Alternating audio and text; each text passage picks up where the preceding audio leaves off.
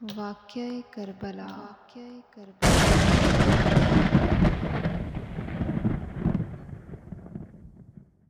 تاریخ کا دردناک واقعہ۔ یہ اقتدار کی جنگ نہیں تھی بلکہ اقدار کی جنگ تھی۔ دو شخصیتیں کی لڑائی نہیں تھی بلکہ دو نظریات کا ٹکراؤ تھا۔ یہ حق اور باطل کا معرکہ تھا۔ یزید ظلم کا استعارہ تھا اور حسین ابن علی امن کی علامت تھے۔ یزید جبر کا پتلا تھا اور حسین ابن علی صبر کا پیکر تھے۔ یزید اپنی بدنیت فطرت، دنیا پر ظلم و رسوائی، ظلم و زیادتی کی علامت بنا، اور حسین ابن علی حق و صداقت کا نشان بن کے ابھرے۔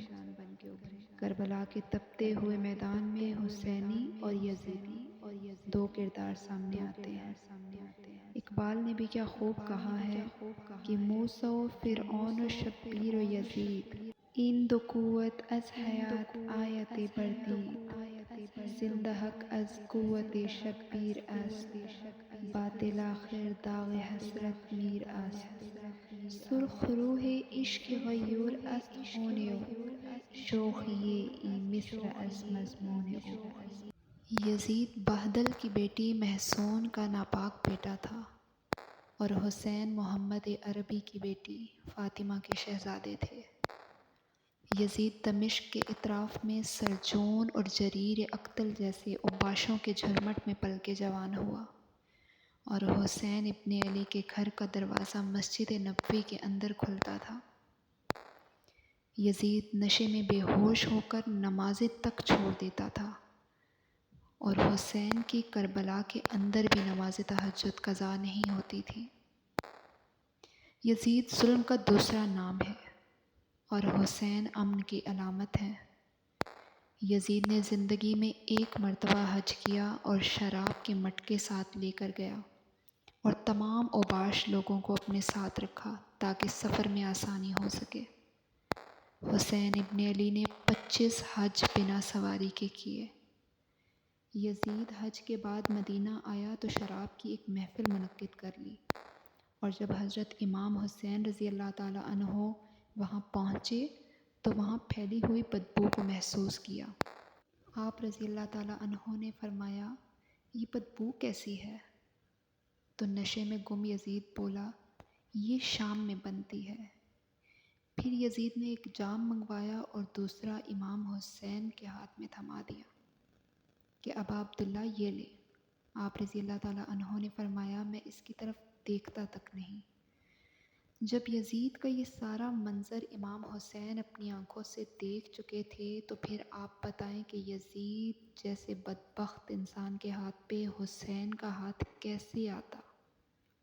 حسین رضی اللہ تعالیٰ عنہ جس ماحول میں پلے تھے، جہاں پرورش پائی، جہاں پر رہے، وہ ایک پاکیزہ ماحول تھا، اور یزید کبھی دمشق، کبھی غوطہ، کبھی الخضرہ محل اور کبھی کہاں کہاں عیاشی کرتا پھرتا۔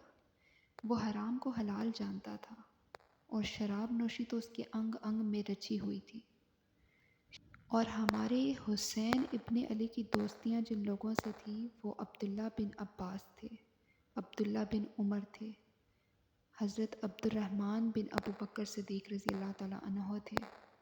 یزید تو جوا کھیلتا تھا، شراب نوشی کرتا تھا، اور حسین ابن علی مسجد نبوی میں حضور پاک صلی اللہ علیہ وآلہ وسلم کے پہلو میں بیٹھے رہتے تھے۔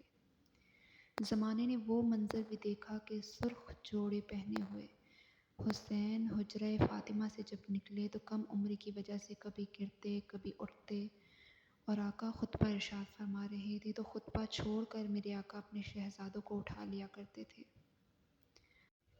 حضرت عبداللہ بن شداد کہتے ہیں کہ سجدے میں تھے حضور پاک صلی اللہ علیہ وآلہ وسلم، اور سجدہ اتنا طویل ہو گیا کہ ہمیں لگا یا تو وحی کا نزول ہو رہا ہے یا پھر اللہ کا حکم آ گیا ہے کہ محبوب کی روح قبض کر لی گئی۔ لیکن میں نے جب نظر اٹھا کر دیکھا تو کیا منظر تھا کہ حسین ابن علی حضور پاک صلی اللہ علیہ وآلہ وسلم کی پشت پر بیٹھے ہوئے ہیں اور میرے آقا سجدوں کو طول دیے جا رہے ہیں۔ اللہ اکبر! حسین کے لیے پیغمبر کے سجدوں کو طول دیا جا رہا ہے۔ وہ منظر بھی دنیا نے دیکھا کہ حضور پاک صلی اللہ علیہ وسلم کی زلف مبارک کے ساتھ حسین ابن علی کھیلا کرتے تھے اور ان کو پکڑا کرتے تھے۔ تو یہ منظر دیکھنے کے بعد حضرت عمر رضی اللہ تعالیٰ عنہ دیکھ کر کہتے ہیں کہ واہ، کیا سواری میسر آئی حسین ابن علی کو۔ تو اس بات پر میرے آقا دو جہان مسکرا کر کہتے ہیں کہ عمر سواری دیکھ رہے ہو، سوار بھی تو دیکھو۔ ایک دفعہ حضور اکرم صلی اللہ علیہ وآلہ وسلم اپنی بیٹی حضرت سیدنا فاطمۃ الزہرا کے گھر کے قریب سے گزرے تو انہیں وہاں سے حضرت امام حسین کے رونے کی آواز آ رہی تھی۔ آقا نے فرمایا کہ حسین کو چپ کراؤ، کیا تم جانتی نہیں کہ مجھے ان کا رونا تکلیف دیتا ہے؟ حسین ابن علی کو حضور پاک صلی اللہ علیہ وآلہ وسلم کبھی رونے نہیں دیتے تھے، ان کو کوئی دکھ کوئی تکلیف نہیں دیتے تھے، کیونکہ آپ صلی اللہ علیہ وآلہ وسلم یہ جانتے تھے کہ یہ کتنے دکھ سہیں گے، کتنی تکلیفوں سے گزریں گے اور کتنے ہی مصائب کا سامنا کریں گے۔ حضرت حذیفہ بن یمان رضی اللہ تعالیٰ عنہ فرماتے ہیں کہ میں حضور پاک صلی اللہ علیہ وسلم کی خدمت میں ایک دن حاضر ہوا اور خصوصاً اپنی ماں سے اجازت لے کے آیا کہ آج میں آپ کے لیے اور اپنے لیے اپنی مغفرت کی دعا کروں گا۔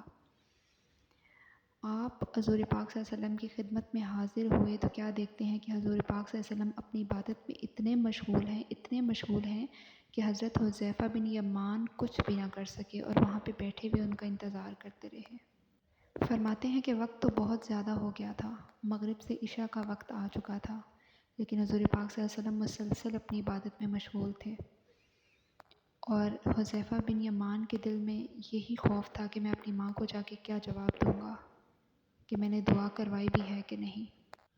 اب کیا ہوا کہ حضور پاک صلی اللہ علیہ وآلہ وسلم عبادت ختم کر کے اپنے گھر کی طرف چل دیے، تو میں ان کے پیچھے پیچھے چلنا سٹارٹ ہو گیا، تو میرے قدموں کی آواز تیز ہو گئی۔ حضور پاک صلی اللہ علیہ وسلم نے رخ پھیرے بغیر فرمایا من ھذا، میرے پیچھے کون آ رہا ہے؟ پھر کہا حذیفہ، تو حذیفہ تو نہیں؟ میرا دل دھڑک رہا تھا، میں نے کہا جی جی حضور میں حذیفہ ہوں۔ فرمایا من حاجتک غفر اللہ لک ولی امی، کیا کام ہے، اللہ تجھے بھی بخشے اور تیری ماں کو بھی بخش دے۔ سبحان اللہ سبحان اللہ، یہاں تو لفظوں کا سہارا بھی نہیں لینا پڑتا، بند لبوں کی بولیاں بھی سنتے ہیں۔ تو حضور صلی اللہ علیہ وآلہ وسلم نے ارشاد فرمایا کہ حذیفہ سنو، ابھی ایک فرشتہ دنیا میں آیا ہے جو آج سے پہلے کبھی بھی دنیا پر نہیں آیا تھا۔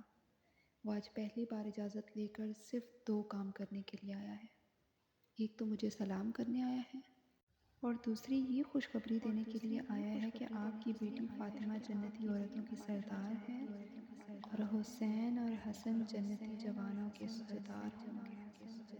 ایک طرف یزید ناپاک اور ایک طرف محمد عربی کا نواسہ، فاطمہ کے دودھ کا اثر، علی مرتضیٰ کے خون کی تاثیر، رسول صلی اللہ علیہ وآلہ وسلم کے کندھوں پہ بیٹھنے والا، ان نازوں اور محبتوں سے پلے ہوئے حسین کو امتحان بھی اتنے ہی بڑے درپیش تھے۔ یہ بالکل ٹھیک کہا کسی نے کہ جتنا بڑا انسان ہوتا ہے اتنی بڑی آزمائش بھی ہوتی ہے۔ یزید جب تخت نشین ہوا تو اسے یہ فکر تھی کہ امام حسین، عبداللہ بن زبیر، عبداللہ بن عباس، عبداللہ بن عمر، یہ سب میری بیعت کر لیں، اور وہ ولید بن عقبہ کو کہتا ہے کہ ہر صورت میں ان سے بیعت لو اور اگر بیعت قبول نہ کریں تو سختی کرو۔ پھر امام حسین کو بلاوا آتا ہے کہ آپ کو دارِ امارت میں گورنر ہاؤس کے اندر بلایا گیا ہے۔ جیسے ہی ولید بن عقبہ کا پیغام آپ کو پہنچا تو آپ نے فرمایا کہ یہ جو اس وقت پیغام آیا ہے یہ کسی خطرے سے خالی نہیں ہے۔ خیر آپ نے کچھ سواروں کو ساتھ لیا اور کہا کہ تم امارت کے باہر ہی رکو، اگر میری آواز بلند ہوئی تو امارت سے اندر آ جانا ورنہ انتظار کرنا۔ امام حسین رضی اللہ تعالیٰ عنہ امارت سے اندر گئے، وہاں پر کیا دیکھا کہ ولید بن عقبہ نے مروان کو بھی بلایا ہوا تھا، جو کہ ولید بن عقبہ سے پہلے گورنر مدینہ رہ چکا تھا۔ اس نے ولید بن عقبہ کو مشورہ دیا کہ ان پہ سختی کی جائے۔ خیر ولید بن عقبہ نے تمام ماجرا سنایا امام حسین رضی اللہ تعالیٰ عنہ کو کہ معاویہ کا انتقال ہو گیا ہے اور یزید تخت نشین ہے، لہٰذا وہ آپ سے بیعت کا مطالبہ کرتا ہے۔ تو امام حسین رضی اللہ تعالیٰ عنہ نے فرمایا کہ میرے جیسا شخص یوں چھپ کر بیعت نہیں کر سکتا۔ جیسے ہی امام حسین رضی اللہ تعالیٰ عنہ وہاں سے واپس جانے کے لیے پلٹے تو مروان نے ولید سے کہا کہ یہ جانے نہ پائے، اگر تو یہ یہاں سے چلے گئے تو تم دوبارہ ان پہ قابو نہیں پا سکو گے، بہتر یہی ہے کہ تم ان کو یہیں پہ قتل کر دو۔ امام حسین نے یہ بات سن لی۔ کہتے ہیں کہ حضرت امام حسین رضی اللہ تعالیٰ عنہ انہی قدموں واپس پلٹے اور مروان سے فرمایا، تو جانتا نہیں میں کون ہوں؟ انا حسین ابن علی ابن ابی طالب، میں حسین ہوں، میں علی کا بیٹا ہوں، میرے گھر قرآن پاک اترتا ہے، وحی کا نزول ہوتا ہے، اور یزید تو فاسق ہے، مسلمانوں کا قاتل ہے، شرابی ہے، میں یزید کی بیعت سے انکار کرتا ہوں۔ بس یہ کہنا تھا کہ سب نے راستہ چھوڑ دیا اور آپ واپس لوٹ آئے۔ گھر پہنچتے ہی آپ سب سے پہلے سیدہ زینب سے ملے اور فرمایا ہمیں مدینہ چھوڑنا پڑے گا۔ سیدہ زینب نے فرمایا بھیا کیا ہوا؟ کہا یزید بیعت لینے پہ اڑا ہے اور میں کسی صورت اس سے بیعت نہیں کروں گا۔ رسول پاک صلی اللہ علیہ وآلہ وسلم کا مدینہ ہمارے خون سے لالا زار بنے گا۔ میں نہیں چاہتا کہ حضور کے شہر نور کی حرمت پامال ہو۔ دوستو وہ کیسا منظر ہوگا کہ جب حسین ابن علی نے آخری حاضری حضور پاک صلی اللہ علیہ وآلہ وسلم کے روضے پہ دی ہوگی۔